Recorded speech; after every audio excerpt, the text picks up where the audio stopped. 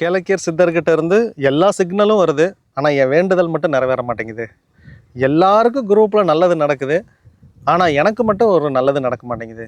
நான் இந்த குரூப் 4 எக்ஸாமில் பாஸ் ஆகணும்னு கேட்டேன். இந்த தடவை நான் ஃபெயில் ஆகி போயிட்டேன். என்ன காரணம்? எனக்கு இந்த வேலையை கொடுத்துருக்கலாம் இல்லையா?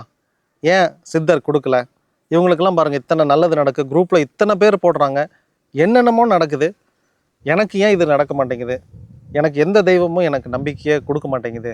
கடவுள் மேலே இருக்கிற நம்பிக்கையே போச்சு எனக்கு. இந்த விரக்தி நியாயமானது. ஒரு காலத்தில் நானும் இப்படி இருந்தேன், ஒரு காலத்தில் நானும் கடவுளை திட்டினேன், உண்மைதான். ஆனால் ஒரு காலத்தில் நான் என்னையே நொந்துக்கிட்டேன். ஏன் எனக்கு இது கிடைக்க மாட்டேங்குது? எதன் அடிப்படையில்? நான் என்ன பாவம் பண்ணேன்? அப்படி நான் திரும்பி என்னைய பார்க்குறப்ப தான், ஆமாம் நான் ஏதோ தப்பு பண்ணியிருக்கேன், இதுக்கு என்ன பிராயச்சித்தம் பண்ணுறதுன்னு தேடும்போது, இந்த பிராயச்சித்தம் செஞ்ச உடனேயுமே என்னுடைய குறை நிறைவாக மாறுச்சு. உங்களுக்கும் சொல்கிறேன், கேளக்கியர் சித்தர்கிட்ட மன்னிப்பு கேட்டுருங்க. நான் யாருக்கோ போன ஜென்மத்தில் இந்த மாதிரி அரசு வேலை கிடைக்கிறதுக்கோ இடையூறாக இருந்திருக்கேன், இல்லைன்னா அரசாங்கத்துக்கு எதிராக ஏதோ ஒரு தொழில் பண்ணியிருக்கேன், அதனால் இந்த ஜென்மத்தில் எனக்கு அரசு வேலைங்கிறது கிடைக்க மாட்டேங்குது. நான் அரசுக்கு இப்போ நன்மை பண்ணலான் இருக்கேன், என்ன பண்ணணும்? நான் ஏதாவது டேக்ஸ் கட்டாமல் இருந்தேன்னா அதை கட்டுறேன். நான் கவர்மெண்ட்டை ஏமாற்றி ஏதாவது சம்பாரிச்சிருந்தேன்னா அதை நான் விட்டு கொடுத்துட்றேன் கவர்மெண்ட்டுக்கு. இல்லை அரசு ஊழியர்களுக்கு ஏதாவது நான் ட்ரெஸ் எடுத்து கொடுக்குறேன். அரசு பள்ளியில் படிக்கிற ஏதாவது குழந்தைகளுக்கு என்னால் முடிஞ்ச உதவிகளை செய்கிறேன்னு சொல்லிட்டு நீங்கள் கவர்மெண்ட்டுக்கு நீங்கள் ஏதாவது செஞ்சீங்க அப்படின்னா, இப்போ நீங்கள் பண்ணின பாவத்துக்கு பிராயச்சித்தம் தேடுறீங்க. உங்களுக்கு மன்னிப்பு வழங்கி உங்களுக்கு ஈஸியாக அந்த வேலை கிடச்சிரும். இல்லை இந்த வேலைக்கு நான் இன்னுமே தகுதி ஆகலையா, நான் இன்னும் நல்லா படிக்கிறேன், 6 மணி நேரம் படித்தா இப்போ 8 மணி நேரம் படிக்க போகிறேன், இன்னும் அதிக சிலபஸ் கவர் பண்ணுறேன், மறுபடியும் எக்ஸாம் எழுதுகிறேன், ஒரே அட்டம்ப்டில் கிளியர் பண்ணுறேன் அப்படின்னு சொல்லிட்டு வைராக்கியத்தை ஜாஸ்தி பண்ணீங்க அப்படின்னா உங்களுக்கு வேலை கிடைக்கும். இது கொடுக்கல, எனக்கு கடவுளே தேவையில்லை அப்படின்னா, இப்படி சொல்கிறதுக்கு எதுக்கு நம்ம இவ்வளோ படிக்கணும்? ஒரு அம்மா சொல்கிறாங்க, நான் புக்கெல்லாம் இடைக்கி போட்டேன் அப்படின்னு. ஆற்று மேலே கோவிச்சுக்கிட்டு என்னமோ பழமொழி சொல்லுவாங்க, அந்த மாதிரி நீங்கள் கடவுள் மேலே கோவிச்சுக்கிட்டு புக்கை தூக்கி இடைக்கி போட்டால் யார் கூலி வேலைக்கு போகிறது? நீ தான் போகணும். கடவுளா கூலி வேலைக்கு போக போகிறாரு? இல்லை.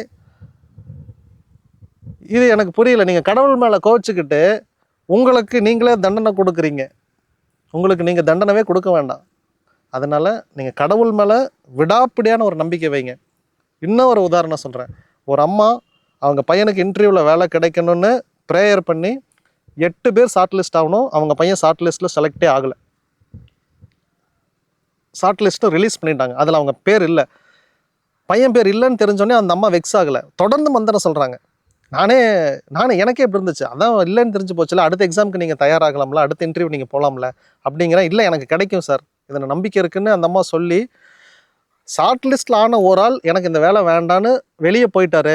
அடுத்த கேட்டகரியில் இந்த பையன் இருந்தான், இந்த பையன் உள்ளே போனான். இது நடக்கிறதுக்கு இடையில 2 மாதம் ஆச்சு.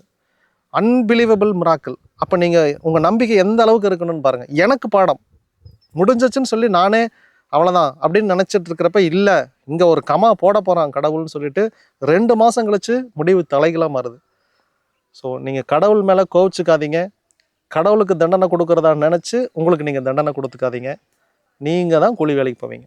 கடவுளுக்கு எந்த ஆரத்தியும் மாலையும் மகிமையும் எதுவுமே குறையாது. அவன் ஜொலின்னு ஜொலிச்சுட்டு அப்படியே இருப்பான்.